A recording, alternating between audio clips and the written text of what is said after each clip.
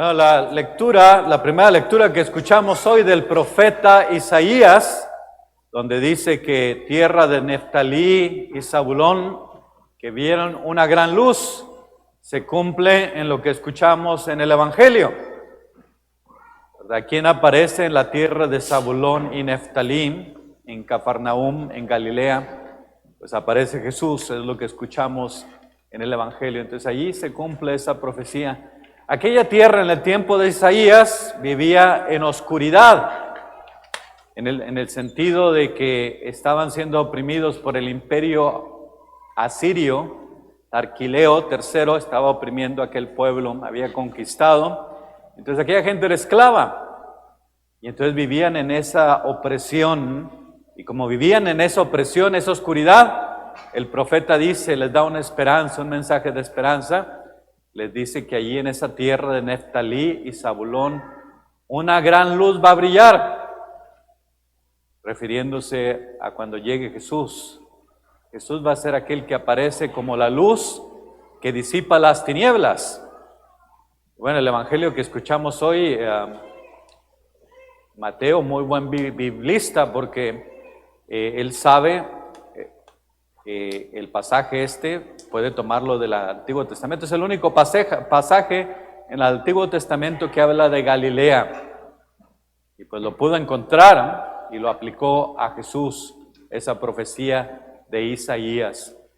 Entonces se cumple en Jesús. Jesús viene como un guerrero a disipar las tinieblas, la oscuridad. Alguien que quita con aquella fuerza las tinieblas del mundo. Las tinieblas del odio, las tinieblas de la violencia, de la división, el abuso, de tantas cosas, tantos males. Entonces Jesús viene a quitar esas tinieblas. Por eso aparece Jesús en el mar de Galilea. La pregunta es, ¿por qué Jesús dejó a José y a María y se fue a vivir en Cafarnaúm? Dejó Nazaret y se fue a vivir en Cafarnaúm. Tal vez porque pues aquel pueblo de Nazaret era muy conservador, entonces seguía todas las tradiciones judías. Acuérdense cuando lo querían matar a Jesús porque pues pensaba diferente, porque les había dicho que él era el Mesías y lo querían matar en Nazaret, en su tierra. Entonces Jesús sale de su tierra y se va a Cafarnaúm, donde empieza a predicar la buena nueva, la buena noticia. Y la buena noticia viene a ser aquella luz que disipa las tinieblas, que quita la oscuridad del mundo. Eso es lo que hace el Evangelio. El Evangelio quita la oscuridad en el mundo. Y para seguir con lo que su Padre le había encomendado, Jesús predica el reino de Dios, la buena nueva. Y la buena nueva es la invitación a convertirse. Y les dice, conviértanse porque ya está cerca el reino de Dios. ¿Qué quiere decir convertirse? Convertirse quiere decir cambiar la mentalidad, la forma de pensar. Y a eso los invita Jesús, a tener ese cambio de mentalidad. Es decir, si para mí mi prioridad viene a ser el éxito, el dinero, el que me vaya bien, vivir una vida muy cómoda, lo pongo en la prioridad número 1. Y luego a lo mejor segundo tenemos por ahí a la familia. Y tercero tenemos a Dios. Si nos convertimos, quiere decir que vamos a cambiar todo eso. Y lo primero va a ser ¿quién? Dios. Y luego la familia y el último el éxito, el dinero y todo lo demás. Pues eso es la conversión, el cambio de la mentalidad. Y Jesús invita a algunos que lo siguen, ¿verdad? Oímos que invita a Simón, que después se llama Pedro, Andrés, y después invita a Juan y a Santiago. Entonces invita a alguien a seguirlo. Y Jesús aparece en lo más ordinario de sus vidas. Y ahí es donde llega Jesús y los invita a seguirlo. Entonces ellos quiere decir que van a seguir a Jesús, que quieren ser como Jesús. Por eso lo siguen. Por eso Jesús les dice, vengan y vean. Entonces síganme, les dice Jesús. En cuanto a Abraham, cuando Dios llamó a Abraham, ¿qué es lo que le dijo? Le dijo, vete de tu tierra, deja tu parentela y vete a otra tierra que yo te mostraré. Pero Abraham no sabía dónde iba. Tuvo que confiar en Dios. Jesús le está diciendo, como a sus discípulos, como nos dice a todos nosotros, síganme. Es decir, que Él es aquel a quien tenemos que imitar, a quien tenemos que seguir, a quien nos tenemos que asemejar. Ese es el seguimiento de Jesús, asemejarnos a Él, ser como Él, vivir como Él vivió. Y ese es un llamado para todos, no viene a ser solamente para los sacerdotes, las religiosas, sino que viene a ser un llamado para todos. Y tiene que haber ese cambio de mentalidad. ¿Cómo puedo yo seguir a Jesús? ¿Tengo que dejar mi profesión? Pues no. Pero en mi profesión le debo servir a Dios. Por ejemplo, un barrendero, ¿verdad?, que barre la plaza principal. Pues él lo hace porque le pagan. Pero si es un cristiano, la manera en que hay que verlo es que hoy voy a barrer y voy a dejar todo bien limpio, porque quiero que la gente cuando venga a la plaza se sientan a gusto, se sientan felices y estén contentos. Y eso es lo que lo motiva, a hacer feliz a la otra persona. Y ese es el cambio de mentalidad. O por ejemplo, un doctor y dice, bueno, pues ya ahorita tengo lo suficiente ya para sobrevivir, no necesito más, pues me voy a dedicar a tratar de sanar a toda la gente que pueda. Voy a ser lo más generoso que pueda, sirviéndoles bien y buscando siempre su bien. Quiero su salud. Y se enfoca a buscar el bien, ayudar a aquellas familias, de aquellas personas lo mejor que puede.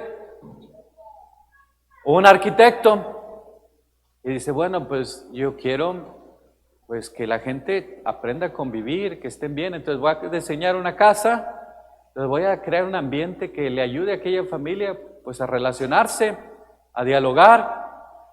¿Qué diseño tengo que hacer para que aquella familia esté bien, esté unida?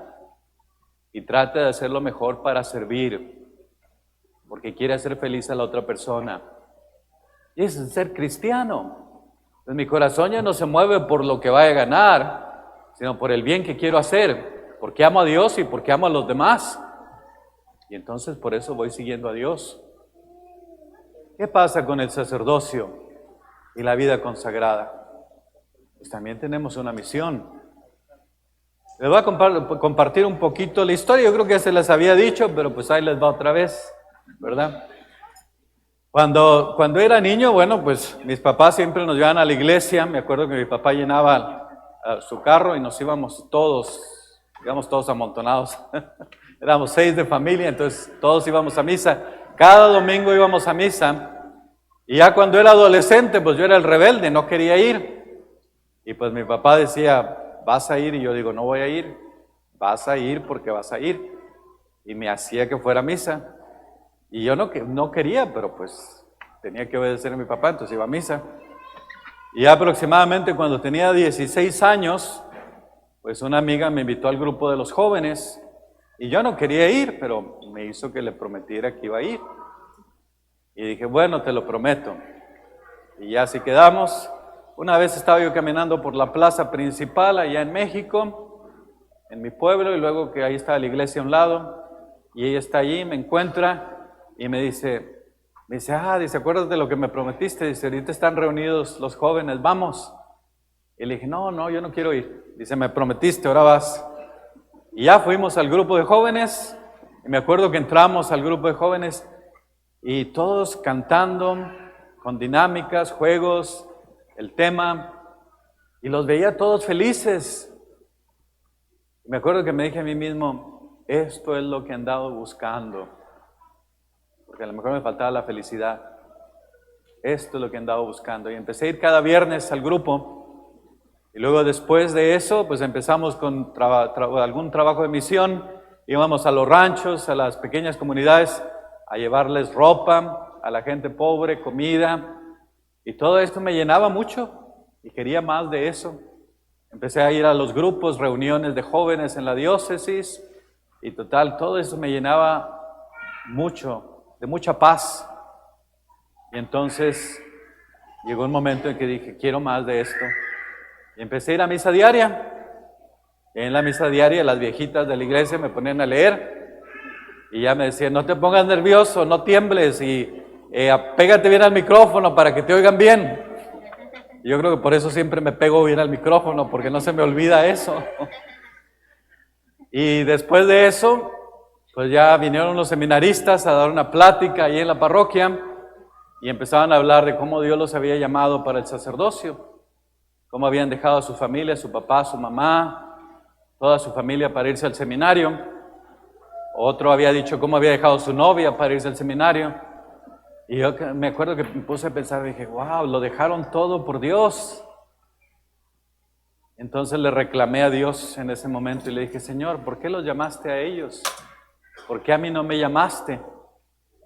Entonces empezaron 1000 preguntas. ¿Qué es el sacerdocio? ¿Qué es el seminario? ¿Qué es lo que hacen allí? Dije, bueno, saliendo ahorita de misa, pues platico con ellos. Salí de misa, siendo de pueblo, pues no me atreví a hablar con ellos. Me fui a la casa y mi mamá había cocinado, era la hora de la comida y pues no comí. Dice, ¿y ahora tú qué tienes? Digo, pues es que traigo todas estas preguntas, no sé por qué.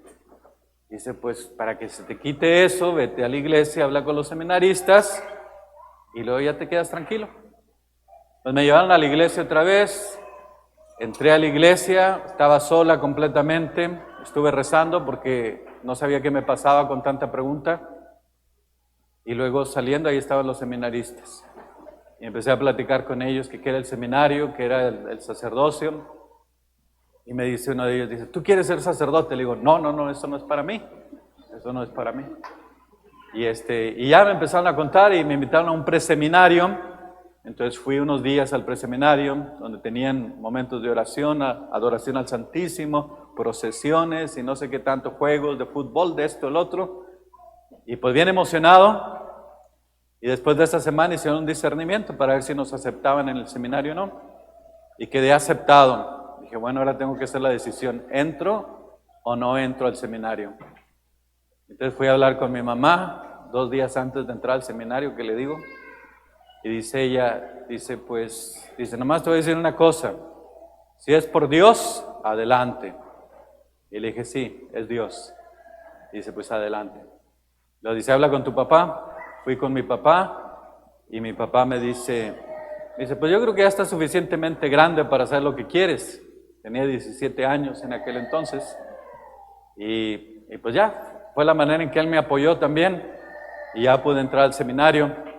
El tiempo del seminario, muy feliz siempre ese tiempo, el apoyo de los seminaristas, de mis hermanos seminaristas fue extraordinario.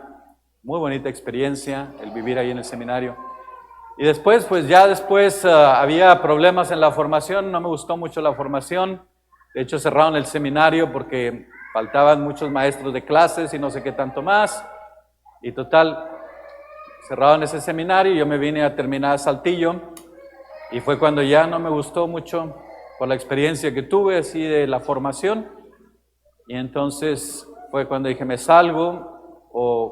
Y ya había venido aquí a Estados Unidos de vacaciones y conocí al padre Pedro García y él me había invitado.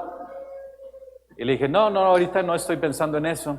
Dijo, bueno, pues piénsalo y si después quieres venirte, pues te vienes. Un año después que tuve esa experiencia me acordé.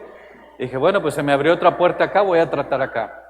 Y entonces fue cuando me vine aquí a Estados Unidos, él me contactó con el de vocaciones y aquí llegué para estudiar aquí en el seminario y me ordené aquí en la diócesis. Desde ordenado ya casi cumplo 20 años, entonces ya ha sido muy bonito este tiempo. Hace poco nos entrevistaban, la Conferencia Episcopal de Obispos nombró un comité que entrevistaba a ciertos sacerdotes y yo fui uno de los que entrevistaron. Y una de las preguntas que me hicieron es, ¿cuándo más te has sentido como sacerdote? Y pensándolo un poquito dije, me he sentido más como sacerdote cuando voy al hospital y atiendo a alguien que se está muriendo y le doy la unción, o cuando escucho confesiones, o cuando alguien viene con 1000 problemas, 1000 cosas que trae llorando, y lo escuchas, le das un consejo y luego ves una sonrisa en aquella persona. Y digo, eso es lo que más me llena como sacerdote. Y siempre es lo que me dice, por aquí es, por aquí es.